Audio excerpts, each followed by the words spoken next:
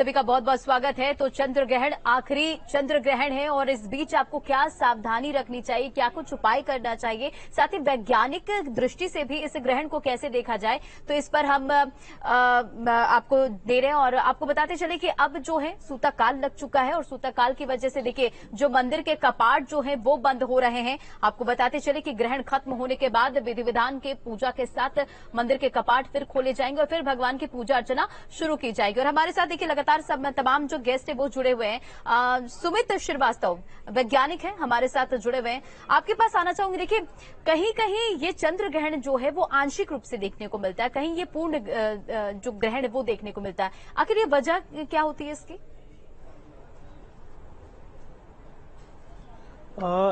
जैसे जो हमारी पृथ्वी है, पृथ्वी की जो छाया है उसके दो हिस्से होते हैं, उसको हम लोग बोलते हैं अम्बरा और पेनम्बरा। जो पृथ्वी की छाया का अम्बरा रीजन होता है वो बहुत ही डार्क रीजन होता है और उसके किनारे का जो हिस्सा होता है उसको हम लोग पेनम्बरा रीजन बोलते हैं। जब चंद्रमा हमारी पृथ्वी की छाया के अम्बरा रीजन में आता है तो हमें इक्लिप्स दिखाई देता है, जिसको हम वो तो हमें दो इक्लिप्स दिख सकते हैं, या तो वो पार्शियल हो या तो वो टोटल हो। अगर पूरा चंद्रमा हमारी अम्बरा रीजन में आ जाता है तो जिसे जो डार्क रीजन है तो हमें टोटल लूनर इक्लिप्स दिखाई देता है।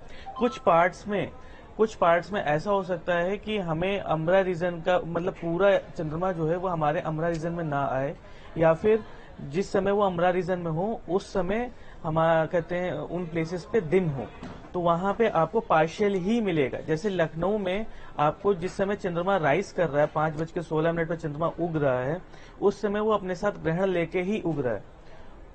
तो इसका मतलब है कि ग्रहण तो टोटल ही था, लेकिन जिस समय पूर्ण चंद्र ग्रहण लगा हुआ था उस समय चंद्रमा हमारे स्काई में, हमारे आकाश में दिखाई नहीं दे रहा था, तो इस वजह से हमको पार्शियल देखने को मिल रहा है।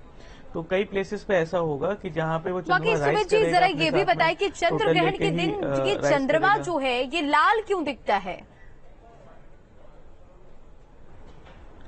मैम मैंने पहले ही बताया कि जब पृथ्वी की छाया चंद्रमा में पड़ती है तो जो पृथ्वी का एटमॉस्फेयर है, पृथ्वी का वायुमंडल है, वो एक तरीके से हमारे रिफ्रैक्टिंग लेंस की तरफ वर्क करता है और जो भी सूर्य की रोशनी आ रही है उसको स्कैटर कर देता है। स्कैटरिंग में क्या होता है कि जो लाल रंग होता है वो बहुत ही कम स्कैटर होता है और बाकी सारे कलर ज्यादा स्कैटर्स होते हैं। तो जो रेड कलर है वो सीधे चंद्रमा के ऊपर हमें पड़ता हुआ समझ में आता है, जिस वजह से हमें चंद्रमा लाल दिखता है। और ये नॉर्मल फिनोमेना है जिसको हम लोग रैले स्कैटरिंग बोलते हैं। ठीक है। और अगर यही चीज जब सूर्य ग्रहण में देखी जाए तो चंद्रमा पे कोई एटमॉस्फेयर नहीं है, जिसकी वजह से हमें वहां स्कैटरिंग देखने को नहीं मिलती। ठीक है। तो इस वजह से जब लूनर इक्लिप्स होता है तो हमें रेड कलर का मून देखने को मिलता है। चलिए, इन तमाम जानकारियों के लिए बहुत बहुत शुक्रिया। देखिए ब्रेक के बाद हम फिर से लौटेंगे, रुकेंगे छोटे से ब्रेक के लिए, बने रहे आप सब।